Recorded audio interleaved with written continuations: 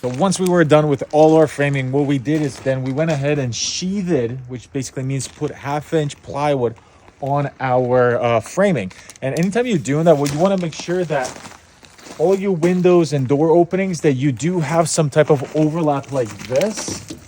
You do not want to have a big piece of plywood on the side, big piece of plywood on the side, and then put like pieces, like just kind of garbage pieces, fill-in pieces in the middle.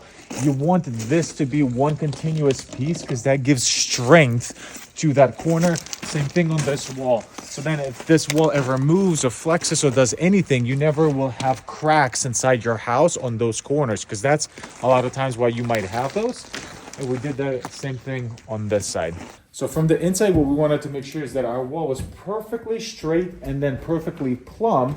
And then we put these braces in to just hold them in place while we're going to go ahead and rip off our roof and then bring in new trusses. That's the reason we have these braces in here. And that's the reason we did it this way. So basically the basics of building a wall is you want to find a flat spot where you can assemble it, because that will make it very much more efficient. And the entire process will just go easier if you can kind of do it in pieces like that.